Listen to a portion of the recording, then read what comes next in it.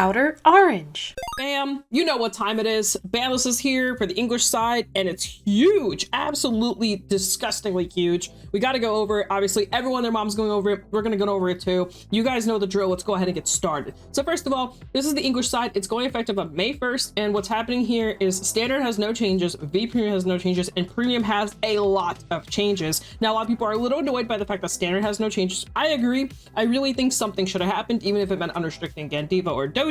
We could have done something to kind of help give the standard meta a little bit more flavor going into Worlds BCS, because Worlds right now is basically looking to be that Bob is going to be the best deck in the format. Now, I do want to add, it does not mean that other decks can't perform well. It's just hard to see what's actually going to happen, especially with JP format being so Bob-centric, with a couple of Love Address and Raziels here and there, and some collab decks that we don't even have access to, which makes it even harder to see a world where Bob isn't dominating. I'm sure the Worlds players will probably find something that will help fight into this deck, but as of right now, it looks to be like that will be the best deck that everyone's gonna be trying to fight, or they'll be playing it. So I guess we'll see what Worlds looks like. I know some people are being kind of doomer about it. I agree. Hopefully, maybe some sauce will come out and we'll see what Standard's looking like. V Premium, obviously, V is pretty much, you know, not a format anymore, so there's not gonna be any changes. It's basically like a side event now. Maybe it'll come back, I don't know, but as of right now, nothing's happening.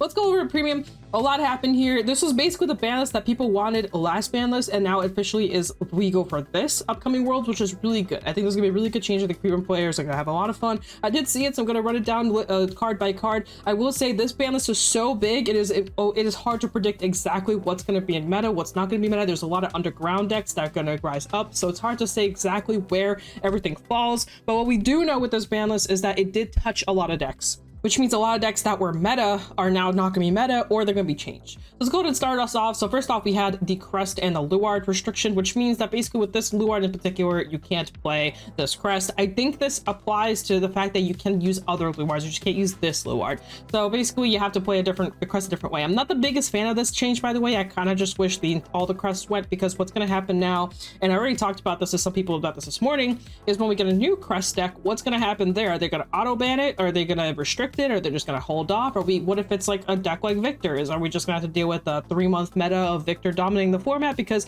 nothing will really check it? Is that something to think about with it in spite of this? But I am happy to see this change happen. So I am very happy about this. But anyway, going on in, we also had the Revenant's Rush Dragon restricted. This is huge. This was such a stall mechanic. It was a way to heal. It was disgusting. It taps Gize. I think Gize is going to be insane now though, because Crest is going. And this is a really big thing to talk about, because Gize was being hard checked by Crest, and now it's not checked by Crest anymore. So Gize can still play the game even without the Rush Dragon. So something I keep in mind for the future going in. But anyway, long story short, really good so far. There's a lot more, so we got a lot to talk about here. So we have the Dragon Empire, same restriction basically. The Crest is restricted with the Sharinari Obero. It means you can play another Sharinari with the Crest, but you just won't be able to go to History Collection strides, similar to how the Luard one is done as well. So basically now you just have to kind of play the deck differently. I don't think it's gonna be too great. Some people might feel differently. I'm just going off speculation. I could 100% be wrong. I just got into Premium, so obviously my knowledge is a little bit less. I know some of the older decks. I don't know so much of like how the newer stuff's working with Crest as well, aside from, you know, Harry and Iroh's being broken.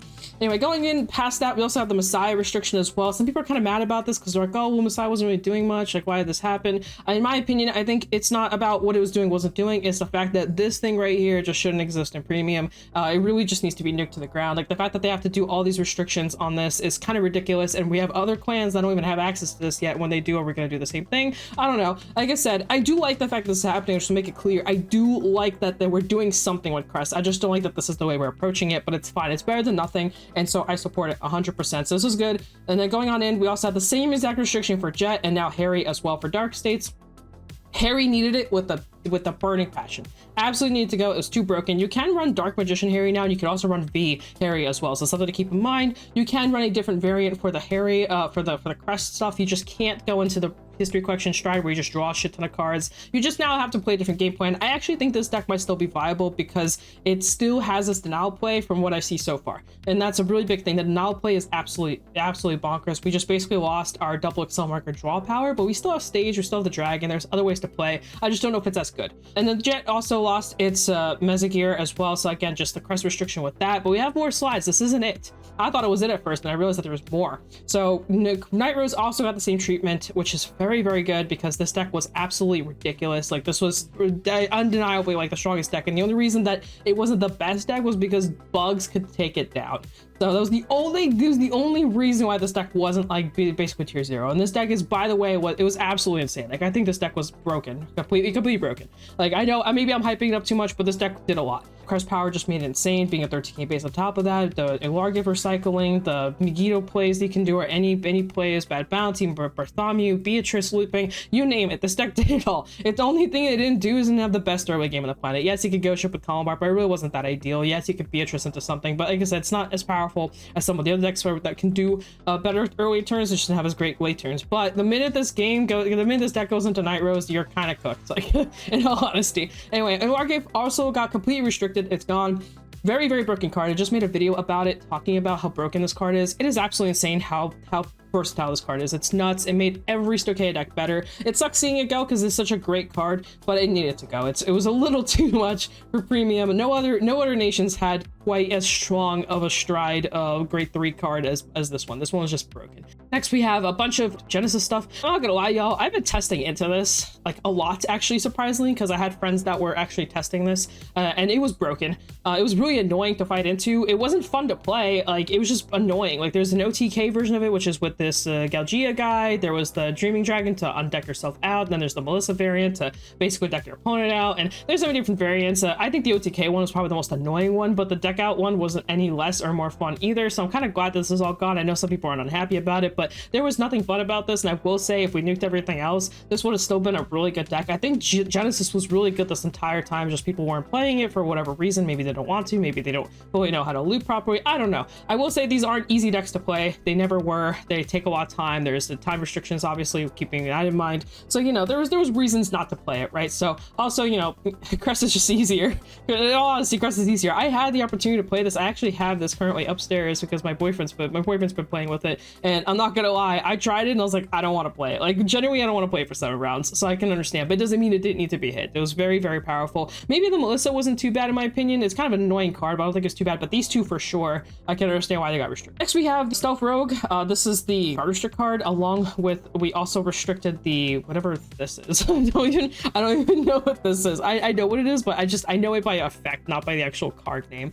So this is the one your opponent chooses 4 cards. Oh, this is the one that does like the special restriction or whatever. Okay, fair. That's I honestly didn't think this card was that bad, but I don't know. I think maybe in combination with this, maybe it was disgusting. Which it was disgusting because you basically get the guard restrict and they have like another pseudo guard restrict by only having 4 cards in hand, and it's pretty disgusting. I don't know. I don't play Dubatama like that. I just play into it, so I don't know what's going on here. I am aware about this guard restrict going, and I do think this needed to go. This was a little too broken. I don't know about this one. I don't know about, like I said, I don't play Dubatama like that, so I'll just let it for Dubatama stance figured out. Now next we have the Dark Irregular one. I'm glad these two are going. I will say I'm a big fan of Hard Leg, especially in old premium Dark Irregulars list where you used to run the V dude. I can't remember his name. It was like a V guy that worked real well with Hard Leg. I thought that shit was fun because it was fun just trying to get the 3 different cards and the soul and all that stuff, but it's broken once you get there. It's a turn-wide guard restrict. It's nuts. And then Hope on Damp has been a disgusting card for probably years now, so I'm glad this is going too. It was just borderline just unfair. And that's not saying other things aren't unfair, but this was the kind of unfairness that you absolutely can't play around. Like you just kind of lose once these things happen. So I'm glad these are going. If you guys don't know, you have to guard with like regular 20k shield. Like it has to be like exactly 20k original shield. It can't be shield that goes up or anything like that. It has to be 20k shield every time you guard. It's really annoying. So every time you guard, you have to drop exactly 20k. But we're not even done yet. So next we have the Melon restriction. I will say I didn't play into Jet. I didn't test into Jet. I have no idea like how impactful this is. So other people could say what was going on with this. The door went to 1. Some people got a little confused because there was a slide that had 0 and then they chose to put it to 1. I think what happened was they originally may have thought of putting it to 0 and they just put the wrong slide up. So it's Ghidorah to 1 specifically, not 0. Same with the Katrina that we'll see here in the future. This was really good. It basically killed off Ghidorah enough to where it's not as super impactful. I do see a world where people are still going to play this deck because you can still go with this into the Megalantis guy, which says CB2 you can't play the game for a turn, and then go into like a GP3 Ultimate Stride. I still see a world where people are going to try and make it work. I don't think this deck's completely dying. I think people are gonna play it. Is it gonna be good? No, I don't think it's gonna be good. I think good players will play around this perfectly fine, and it'll just be fair. I think you need to be aware that if you're going to tournament, you're probably still gonna see a Bucks player. That's basically the best way to put it. It might not be as often now, but you're probably still gonna bump into one. Next, we have the Katrina restriction. Very, very good restriction. I'm very happy. This also went to 1. Some people thought it went to 0. It is to 1. They updated the slides. So this is really good. I definitely think this card needed to go to 1, especially if with everything else getting restricted and all this stuff, this probably needed to get a hit too. It's very good. It means you can have that one turn where you can play it and you have to do something else. And that's really good because this deck had a lot of toolboxing, a lot of ways to get cards out, a lot of drawing, a lot of deck thinning. It was just a little too much. It's kind of funny because they just unrestricted this card too. Now it's going back to 1. You can kind of see just how powerful this card is. That's why I had to go back to 1. It's just really free. Next, we have this. I'm a little sad about this, but I'm a green blue player, so of course I'm gonna be a little sad about it, but I understand the restriction. It's the Negro Lily with the Beatrice restriction. Basically, you can't toolbox anymore, which kind of sucks because I would have preferred the Denial Griffin to be restricted with Beatrice over the Negro Lilies. That way you could still play like Reach Shade and other cards and kind of still be able to loop them with the Beatrice Lily play. I understand it, like you could Reach Shade loop your Persona copies and you can get your heal guards back, and you can do a lot with this play. You can set up for a defensive play where you can intercept if you're playing a ghosty package, all this kind of stuff. There's so many things you could do with this combination that I understand why they restricted it. It is kind of sad because it was definitely the coolest part about Grand Blue. So it going is a little disheartening, but it is what it is. I think that's it in terms of restrictions. So that is it. They also made a website version of it, so you guys can also check it out here. They basically also talk about what they wanted to touch or what they basically restricted here as well. We ask for your understanding as we work to improve a regulation of tournament scene. Thank you all the players for support for showing Cardfight Vanguard. So that's really cool. So they don't really explain precisely why they did all the changes that they did, but I'm glad that they're implementing them.